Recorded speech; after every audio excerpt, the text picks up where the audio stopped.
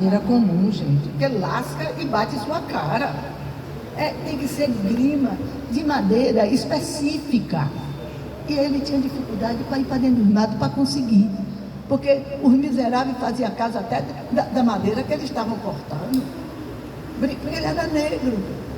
Porque se o filho dele branco quisesse, ele deixava. Ele sofria até por isso, ele me dizendo. Mas a gente conseguiu entrar na mata de noite. Só vendo o entusiasmo que ele falava. Aí a gente pegou a grima certa para ficar ensaiando. Porque a podre não pode não, porque fere, machuca, quebra no rosto, não é? Não pode. A grima é específica. Ele começou a ensaiar. Graças a Deus, a maioria gostou, se entusiasmou e sempre se reunia com ele para brincar. Vamos brincar de maculelê?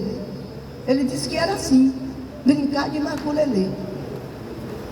Mas o maculelê em si, a partir do momento que as pessoas viram e começaram a convidar ele para levar o grupo, que elas diziam dele, mas ele não se sentia dono, eram todos jovens, entusiasmados, que queriam. Se eles quiserem, a gente vai. E começou a se apresentar nos lugares, na rua, mas como brincadeira. Depois foi que eles ficaram realmente profissionais, no sentido de receber contrato para se apresentar. Porque aí ele já pegou, já tinha os filhos, já tinha os netos já grandes, já estou falando no tempo já mais adiantado. Né? Já tinha os netos, já tinha os filhos que podiam. E os bisnetos estão aí. Os bisnetos. Poucos estão ainda com o grupo dançando por falta de entusiasmo, de interesse, porque não vê lucro. Devia se preocupar com a continuidade do trabalho do vô, né?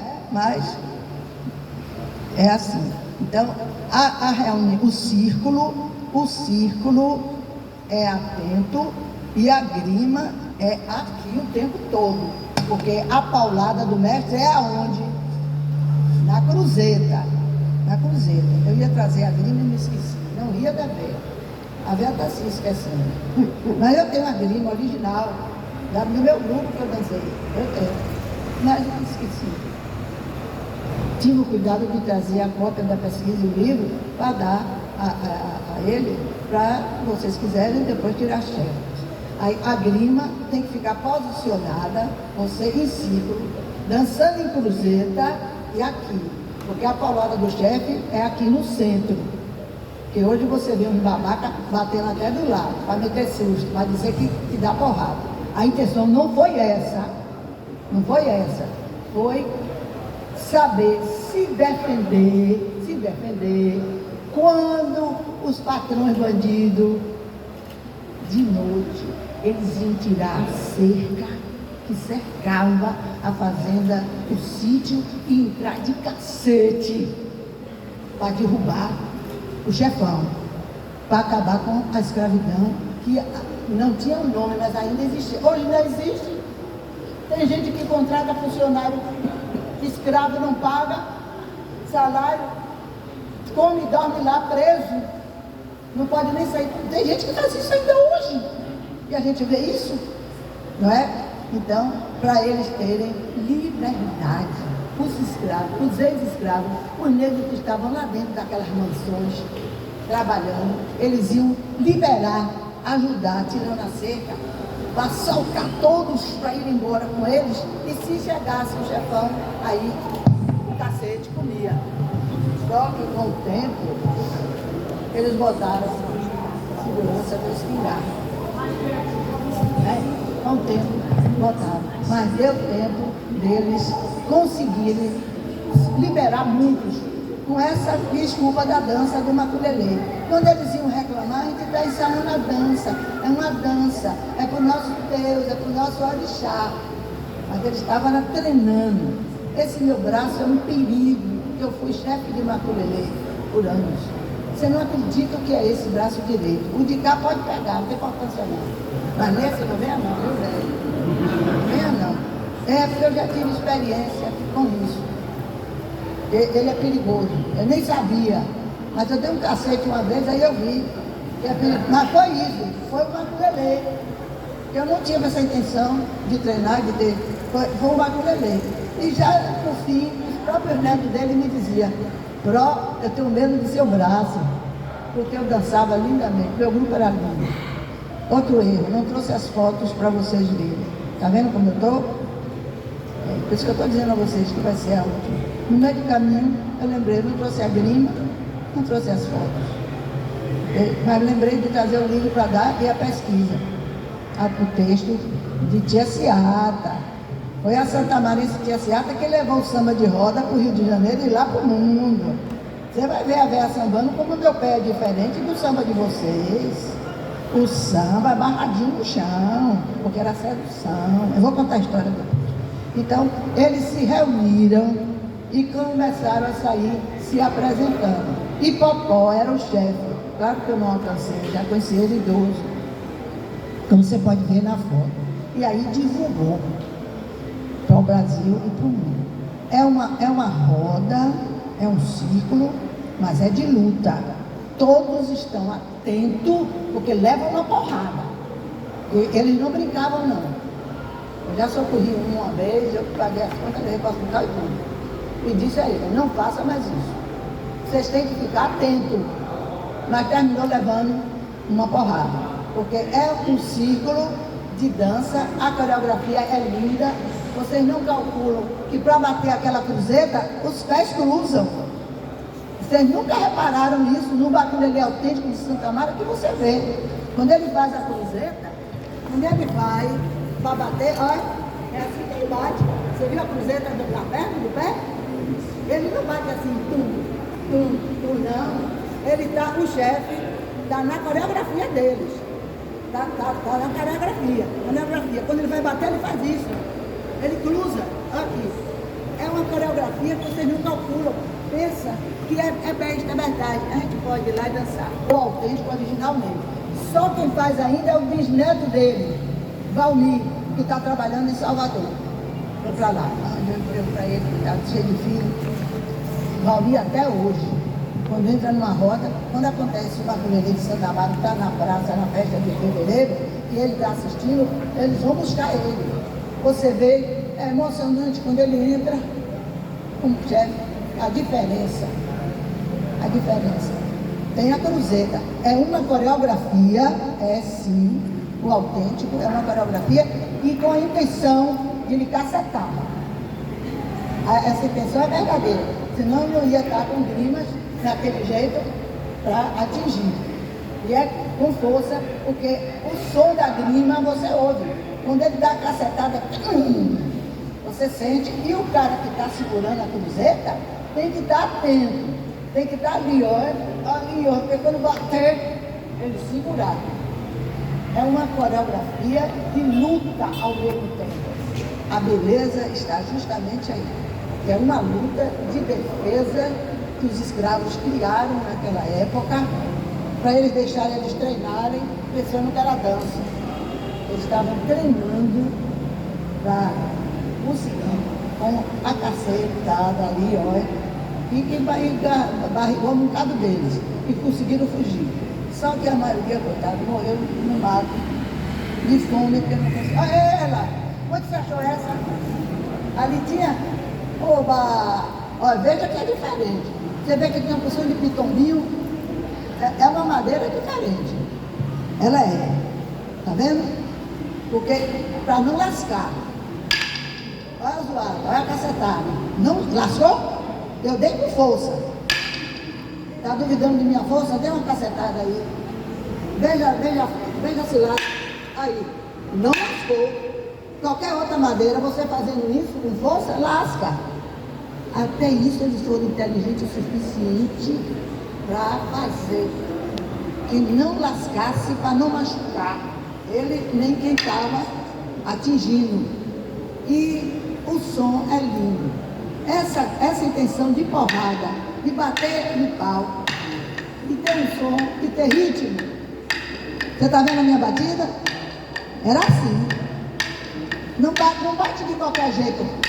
Não. É assim, olha. O círculo dança e toca assim. Quando o outro vem, pá, fecha. Fecha. É realmente uma... O senhor sabe o nome da madeira? Grima, peraí. Mas eu tenho aqui. Depois o senhor fala. Tá aqui. Eu disse que eu disse aí, porque eu não ia. Porque eu estou falhando. Sabe que eu estou falhando? Biriba! Biriba! É biriba. Porque a madeira do birimbau também não lasca. Eu conheci como camarada também. É, né? É biriba. É uma, tem outros nomes, tem outra madeira. Mas eu gravei a biriba, que era a que eu saía comprando, procurando para comprar para meu grupo. Biriba. Não me chame de velho, não. Que você chegue à minha idade, hein? Olha, que você chegue à minha idade, já ouviu? Tenho 77. Tenho 77, já viu? Mas ainda tem umas falhas de memória, mas de pé, não é não? Já é alguma coisa. Então, além da dança, a coreografia existe. Porque só vê dança, não vai ver coreografia. Olha os pés, olha as pisadas, olha a cruzeta na hora que o chefe vai bater. O que é que acontece com os pés dele? E do dançarino que está recebendo a cacetada. Eu estou falando do original, do verdadeiro. Hoje tem uns malucados que dão umas panteadas e eu puxo a orelha. Não puxa a orelha, meu filho, não é? Quando eu vejo, né? Vou e puxo. E é feio, Dona Maria, é feio. Eu digo que você aprontou. Não faça isso. É autêntico. A cultura negra é a cultura do país Brasil. Você nunca viu, da maneira que você vê, maculelê, capoeira, samba de roda, você vê os portugueses, crote, você vê dança portuguesa onde você vê o grupo que ganha dinheiro pode se apresentar na televisão, é ou não é? Isso. Mas a capoeira, ela é linda, a capoeira é genial, a inteligência do negro, brilhante, de lhe tapear, dizendo que era dança, com aquela coreografia toda, uma cacetada daquela, leia aqui, ó, seu rins, ó, leia seu rins, porra. Uma rasteira, você cai de bunda. Não? Estou errada? Eu tenho orgulho da cultura negra. O negro brasileiro é que divulgou esse país para o mundo. O mundo hoje vem viajar, passear para conhecer o Brasil por causa do negro. Porque ele só vê capoeira, maculelê e samba de roda onde? No Brasil, especialmente na Bahia. Olha, deixa eu mostrar aqui uma coisa. Eu estou pegando a maculelê, já estou com o samba. O samba de roda que você vê no maior espetáculo da terra, que é o desfile da Escola de Samba do Rio de Janeiro. Aquilo é o maior espetáculo do mundo. Quando eu fui conhecer, eu passei mal sentada assistindo. Porque eu sou apaixonada pelo meu país, o que aquilo no mundo, o destino das escolas de samba do Rio de Janeiro, só acontece no Brasil. Aquela coisa linda. E é o negro que está ali presente. Você vê dança portuguesa lá? Você vê o quê? A cultura afro. Olha, o samba, olha para meu pé. Ele levanta do chão, agarrado no chão, estou rebolando. O samba original, sabe por quê? Porque é a sedução. O marido, coitado, ia para a fazenda, para a roça, o canavial, coitado, chegava morrendo de fome, 5, 6 horas da tarde, comia para a cama dormir, cadê? Não achava mais. Aí sabe o que elas fizeram? Elas combinaram. Aí quando ele sentava para descansar a comida, ela ia, bem, elas treinaram. Você vê que o original,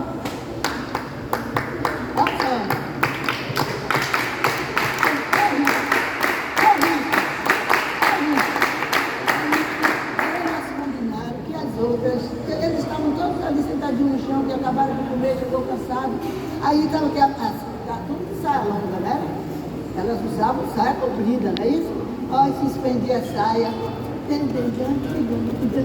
Hoje ele levantava com embora.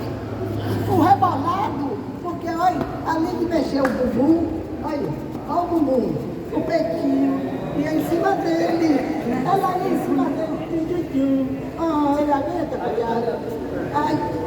Ia embora com a caminha, viu? O samba do Rio de Janeiro, carioca, ele tinha que desfilar quilômetros da avenida. Então ele teve que ir. Aí, para poder andar, eu não posso andar aqui. O samba deles é esse. Para poder andar na passarela. Ele ia andar, não podia, né? Então, o pessoal quando vê aquele samba, pensa que não é o samba original autêntico. O samba original autêntico é o garradinho no chão e sedução. Da intenção aí ficou famoso. Porque as pessoas viam isso e eles já terminaram até pedindo o que queria ver, porque estava balançadinho, no bumbum e no peitinho, aí eles queriam e divulgou. Já atropelei com uma ukulele. Então o samba, não foi? Mas é porque eu sou assim apaixonada.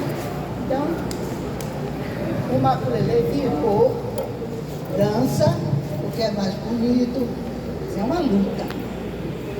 E é mais bonito dizer que é dança, para ficar até chato dizer que está ensinando aos meninos luta, que está mostrando luta como cultura.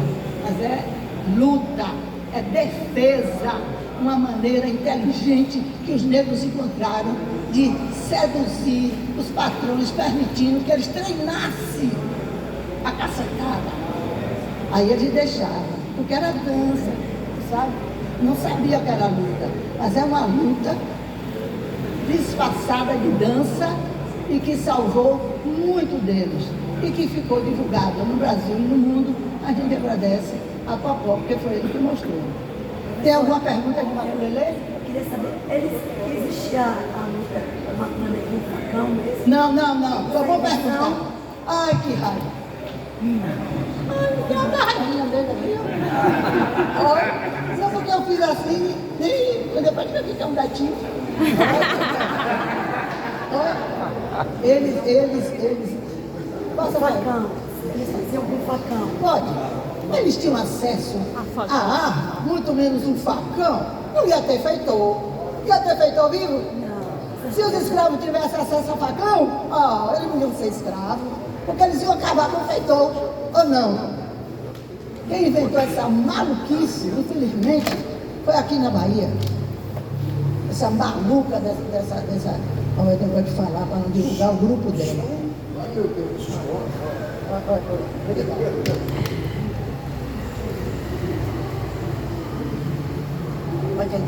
Obrigada, viu? Ela inventou, porque a plateia, infelizmente, o público quer ver perigo, sensação de morte. Vocês não vão para o circo para ver elas se lascarem no trapézio? Não vai para o circo para ver? Os artistas, em tempo de se lascar, cair lá de cima, morrem. A maioria fica aleijado ou morre. É ou não é? Mas vai, o circo ganha dinheiro com o quê? Com trapézio, né? Isso é tudo ser humano. Ela inventou essa história do facão. Aqui foi um grupo folclórico estilizado daqui de Salvador que começou a fazer isso. Eu estava na plateia, levantei e esculhambei. Eles deram risada, mas a plateia me aplaudiu, porque isso é um crime contra o Maculelê. É um crime. Cala a boca. Para não dizer que eu caguetei. Ele disse o nome. Não, Ninguém ouviu. ninguém ouviu nada. Eu não vi nada. Foi. Teve nada. Não falei nada. Nada. Então, eles fizeram isso porque o público gosta disso, não é? Não é de perigo? Não é da sensação do medo, do perigo, vai cair, vai cair, vai cair, vai. Porque o trapézio é um perigo. Quando eles fazem sem a tela, né? Você não chama aquilo, a grade ali que tem embaixo, como é que chama aquilo? A rede. O povo vai assim, quando é um trapézio sem rede, para ver o perigo, com sacanagem. Elas fizeram aqui. Eu vivo a Bahia, essa maluquice. E teve público, mas ultimamente não está muito mais assim não. Até porque os adultos, os pais dos alunos, a não ser quando é um grupo já de adulto, que faz o que quer, mas quando é jovem, os pais não permitem que eles brinquem, lutem com facão. Aí eles foram diminuindo. Hoje só tem esse grupo que está batendo. De vez em quando tem, porque o povo pede, a ver o perigo. Só isso. Se eles tivessem facão, eles iam ser escravos, menino. Isso agride a cultura do africano, agride a cultura da terra. Não é verdadeiro? A autenticidade está na dança do maculelê com as grimas, com a madeira, que era a única arma que existia na época, que eles podiam conseguir, porque ia para dentro dos matos e pegava a madeira, e cortava a madeira para se defender. Não é? Então, quando faz essas bobagens, eu fico... Isso é próprio do brasileiro mesmo, do baiano. Daí a divulgação e essa beleza toda que é. Pena que vocês, que o grupo autêntico não esteja aqui para vocês verem, porque foi aqui na Lira.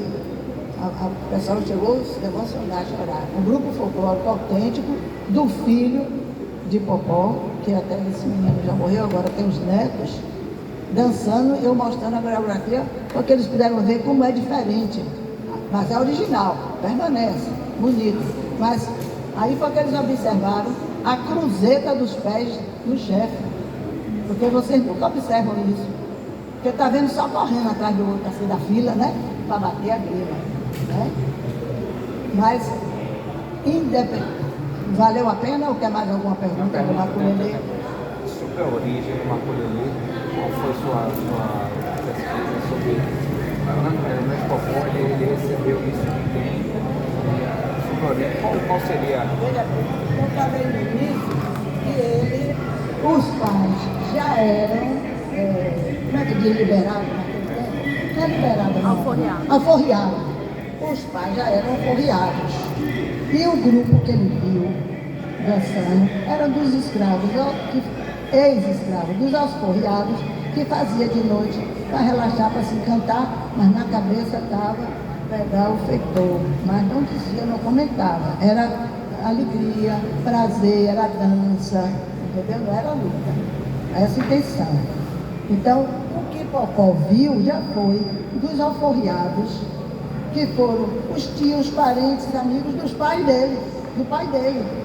Nem nunca comentou sobre isso, entendeu? Que ele aprendeu vendo eles todos, os amigos, os parentes do pai dele, ali dançando. Não se preocupou com isso. 38, 40. Na década de 40. Então, na verdade, não teve assim um especial que orientou, que mostrou. Eles foram descobrindo e realizando aos poucos, todos juntos, entendeu? Principalmente chefiado por Popó, que foi o primeirão, foi o que se alertou para aquela coisa linda que ele estava assistindo. Ele não viu só uma luta, ele que viu dança também, que podia, e aí disfarçou mais ainda com a dança, porque na época da escravidão a intenção era cacetar, mas eles já estavam fazendo dança, ele não sabia dizer coreografia, eles já estavam fazendo como dança, e aí divulgou que o Brasil é comum. Uma pergunta, a senhora fala que o maculelê não é. Então, ele existia já na época da escravidão e parece ser que de uma certa forma Popó codificou isso. Então, antes dessa codificação de Popó, como ocorria, como ocorreu? Não era chamado maculelê? Não, quem mostrou foi Popó. Ele que pôs o nome de maculelê? Foi ele, Popó. Ok. Foi ele, porque ele estava vendo, na época, os familiares, os parentes escravos, ex-escravos, que já eram ex-escravos, ensaiando, treinando, entendeu? Foi ele, Popó, que botou o nome de maculelê. E se você for ver a tradução, é madeira. Era isso que eu ia perguntar. Madeira, porrada de madeira, cacetada. Eu vou lhe dar uma maculelê, zaga, porrada, dá uma cacetada. Antes era outro nome. Não, foi ele que deu esse nome. Eu perguntei isso a ele na época. Você tinha relação com a palavra? Aí isso aí eu não sei lhe dizer. Nunca pensei por esse lado. Nunca. Até porque eles não tiveram influência portuguesa. Eles já estavam alforriados, estavam livres. Eles queriam a distância daqueles miseráveis brancos. que maltratou os pais e a família. Na década de 40, ele faz ressurgir na década de 40. Aí já não existia mais escravidão, nada, né? Na década de 40. Aí ele realmente se entusiasmou e aí já foi. Os filhos, os netos, já. Ele ensinou assim como, lembrando o tempo dele. Ele estava querendo lembrar como era o tempo dele, dizendo aos filhos como era. Aí terminou fazendo de novo. Pois não. Fale alto, pô. Inquilino. Não sei. Nunca ninguém soube me dizer. E se mesmo que você vá pesquisar, você não encontra a tradução da palavra, mas só podem dizer que é afro. É afro.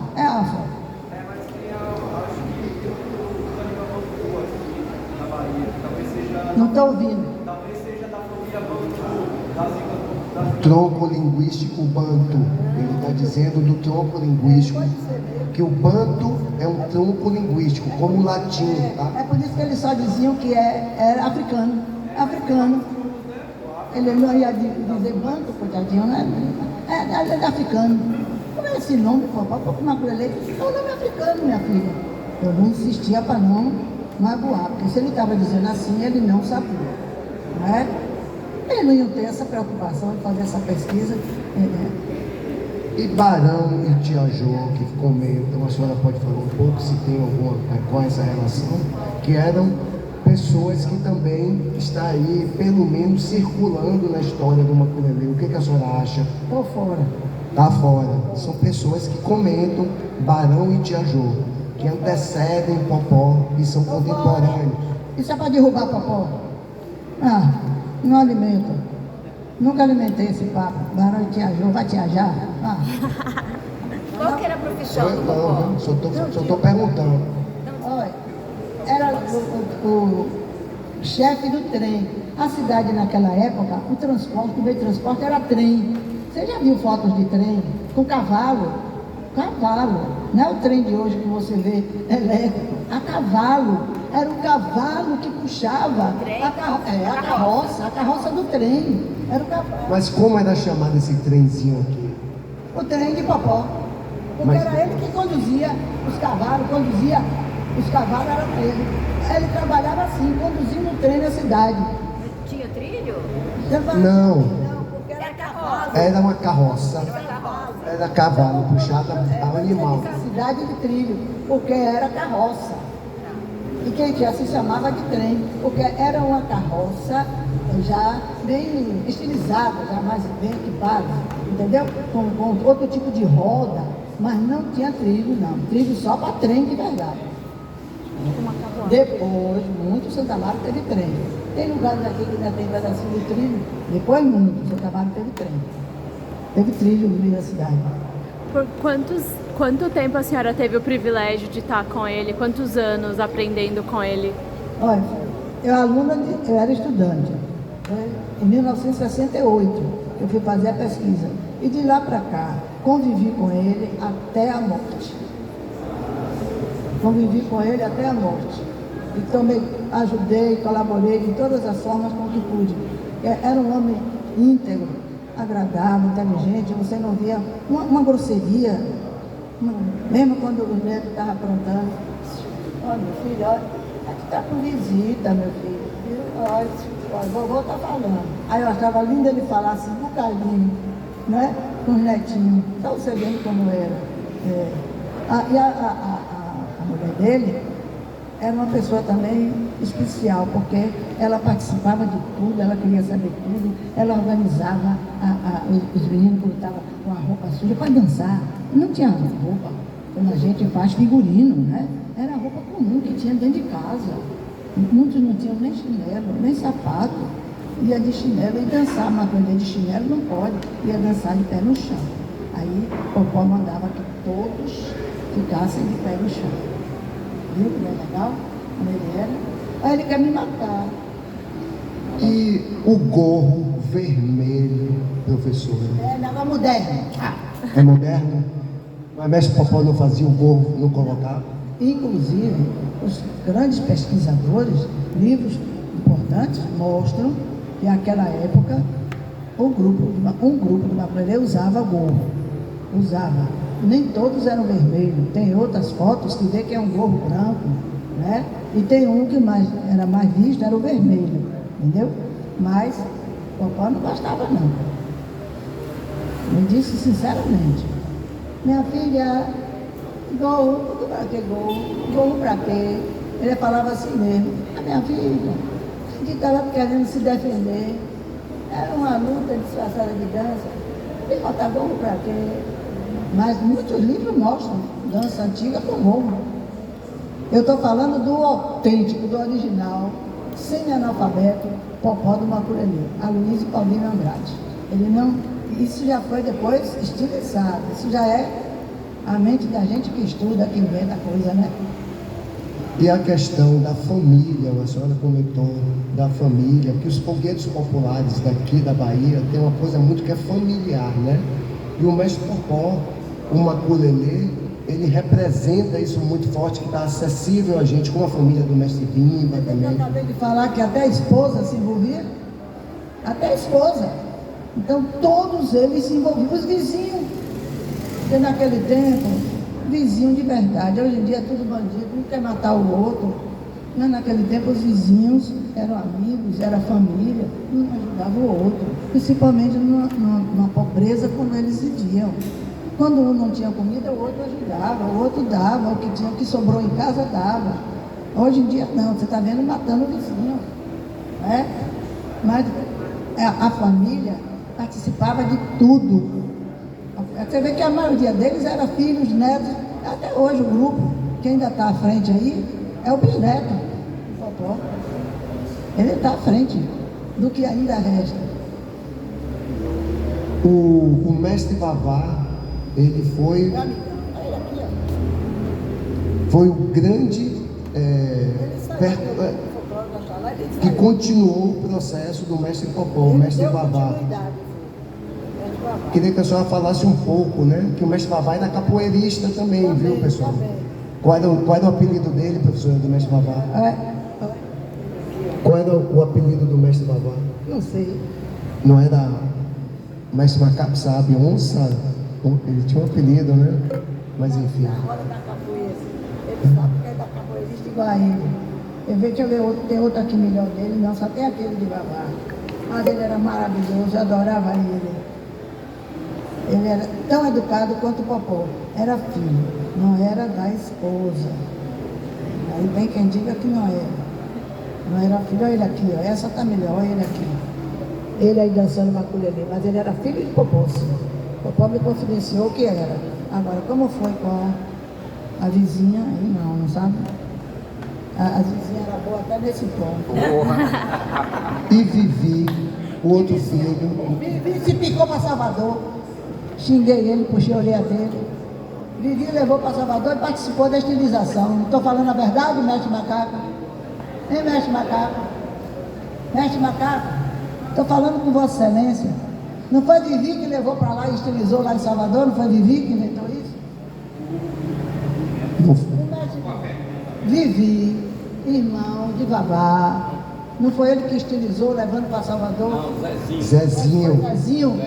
E Vivi ficou. Vivi ficou aqui e a praia de Vivi era mais capoeira. Isso, ia chegar lá na Vivi era bom de berimbau. Qual é o apelido do mestre Vavá? É, Vavá mão de onça. Mão de onça. Os caras da capoeira, que a mão dele é um perigo. Porque você só olha a capoeira, as pernas. Você não sabe o perigo que é isso aqui, ó. É a parte que a dança. O braço está o tempo todo participando. Você podia ser só a perna, você ficar com as mãozinhas quietas, né? Mas esse movimento aqui é na orelha, velho. Perna, o pé não. A capoeira é o corpo todo. Essa mãozona aqui, ó. Chega pra cair no café. Olha, você não tá atento, vou dançando. Não bote a mão não, viu? Não bote a mão. Menino, isso cai, porque o braço não é de leve assim não, tá aqui, tá restido, o braço tá duro, vai endurecer, não é uma dança aqui tá pesado, cai, não fica não, faz parte da capoeira também. Não é só o pé e a perna, não. E essa está sentada aqui, pode ser aqui, ó. É uma dor no rins. Aqui. Pode ser também no rins. Em vez de ser na orelha, pode ser também no rins. Faz parte da... Estou errada, mestre? Ele não está escutando, ele está... Tá certo. Está falando da vida dos outros. Pode ir embora, pode ir embora. Ó, eu vou falar aqui rapidamente. Eu tenho esse livro, o antigo, a primeira edição. Era para eu trazer a capa verde. Eu tenho esse livro, primeira edição desse livro, que é icônico do maculelê. A entrevista que a professora fez com o mestre Popó e Vavá, tá aqui, é icônico. E algumas perguntas que vocês fizeram sobre a introdução do facão, ela fala aqui, mestre Popó respondendo a pergunta dela. É coisa de Zezinho, viu, mestre Amado? É coisa de Zezinho, essas maluquices de Zezinho. Está aqui as respostas aqui, segundo eles comentam, segundo a conversa que eles tiveram. Os filhos, o que mais respeitou a autenticidade foi Vavá. Os filhos já estavam preocupados em ganhar dinheiro com o sucesso do pai. Porque é filho de Popó, eu vou. Aí vou chamar para entrevistar aí, ó. É outra geração, né? É outra geração. É outro tempo. É outra geração. Deixa eu fazer uma pergunta para a senhora. A senhora acha, depois a gente vai fazer para o mestre Macaco. O mestre Macaco é cria do mestre Vavá. Só para vocês saberem a importância onde vocês estão nesse momento, viu, mestre? Vavá, ele é cria direto do mestre Vavá. Chega a me arrepio aqui. E ela teve um contato direto. Vocês estão tendo um contato direto com a raiz do maculelê. Saibam que vocês estão tendo um contato direto com pessoas que tiveram o contato direto com as raízes do maculelê. Vinha com ele, E vocês depois vão ter uma oficina com o maculelê que ele aprendeu raiz através com o mestre Vavá, tá? Agora, uma pergunta para a senhora. Qual é a importância da capoeira para o maculelê? Para o maculelê. A senhora... Não tem que comparar um com o outro. Não, a importância. A importância para o maculelê. A importância do maculelê é importante, a capoeira é importante. Principalmente para Santo Amaro, que o mestre maior da capoeira foi o santamarense Besouro Mangangá. Nada de cordão de ouro. Foi um grupo maluco dos cantores que botaram, fizeram música, Besouro Cordão de Ouro, ele estava homenageando. Mas a Besouro Mangangá, ele usava realmente uma corrente, um cordão, mas era com o patuá. O patuá, ele usava. Então, aí o moderno inventou o cordão de ouro. Ele usava um cordão com patuá. O pai de santo passou para ele para se proteger, porque ele cacetava mesmo. Era dos bons. E era uma pessoa bela como o Popó. Posso dizer isso porque Dr. José Silveira, o santamarense ilustre, Dr. José Silveira, conheceu o Besouro. Quando viu o meu entusiasmo no quintal do sobrado da casa dele, com as meninas dançando capoeira e tudo mais, ele aí me chamou e disse: minha filha, faça uma homenagem a Besouro. Porque, olha, ele era tão educado, tão simpático. Aquela menina ali brigando, não é para ter briga grosseria não, porque ele era muito educado. Ele era carregador, carregava os sacos, ele bota na cabeça, como é o nome? Saco de aliagem. Não, era que era feito de cipó, balaio. Carregava os balaios das compras, o Gico fazia na feira e pagava ele para levar. Era no balaio, levava o balaio na cabeça. O doutor Silveira disse: aqui nesse sobrado, naquele portão que você está vendo ali, nesse dia eu chorei. Ele veio trazer as compras de Sinhazinha. Quando chegou, eu não entrava nas casas. Então faz aquela mesma, pegava assim, aí era para botar na porta das casas. E os donos da casa lá que fosse apanhar o balaio. Quando ele chegou aqui, Maria, ali na porta, que ele viu a escada que a empregada ia subir com peso, Maria, ele olhou para mim, moço, eu posso ajudar subindo com o balaio para ela não carregar o peso? E o Besouro fez isso. O Doutor Silveira é meu homem de bem, um culto intelectual. Ele não ia inventar isso. Pode, meu filho, pode subir. Se você ver então onde é a casa, a escada como é, a escada, aquele sobrado antigo, entrou pela porta do fundo. Então essa escada dava na cozinha, e veio pela porta do fundo, entendeu? Aí ele disse que quando ele chegou lá em cima, ele não olhava Maria para ninguém, para lugar nenhum. Botou o balai e foi voltando e disse, olha, volta. Se vier beber uma aguinha aqui, vem, você está suado. Maria, ele ficou toda assim sem jeito, porque uma pessoa branca dando atenção a ele. Foi o que a empregada disse a doutor Silveira. Doutor Silveira, ele estava encantado porque viu uma pessoa branca como o senhor, com autoridade, dando atenção a ele. Doutor Silveira disse, quando ele acabou de subir a escada, ele voltou ligeiro. Não, vem cá, vem beber uma aguinha, que você está cansado.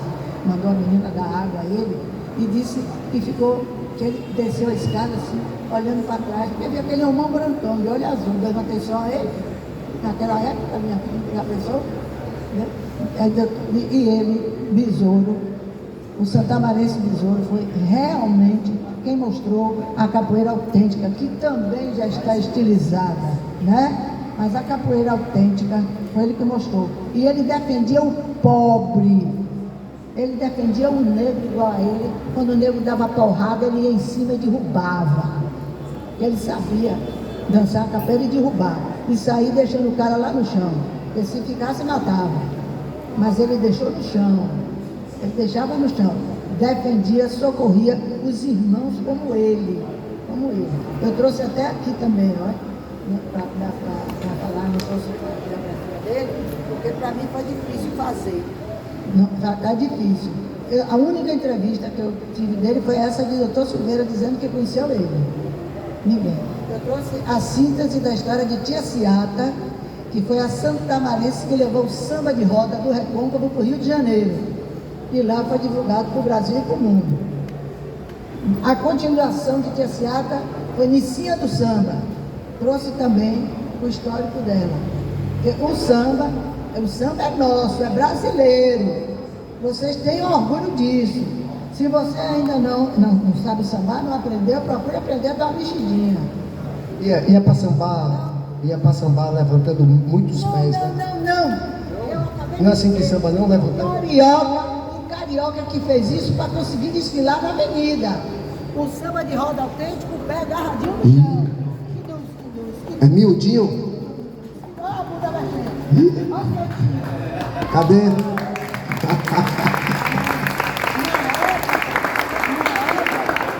Na época ele foi inventado assim da sedução. Era para seduzir os maridos que chegavam cansados, coitado, esgotando, não achava nada. Aí elas, olha, suspendia a saia, abria as perninhas, né? E olha, o velhinho levantava, agarrava ela e olha. É sedução. E olha. Ele é o tempo todo assim, sedução. Agora, para o desfile da escola de samba, ia terminar no ano para o ano, não era se fosse assim? Então, o carioca estilizou aqui, eu estou sambando. Se tocar aí, repare, se tocar aí no instrumento, mas para poder andar. Porque fazendo isso você consegue andar, desfilar. Mas o samba autêntico é esse bonitinho amarradinho.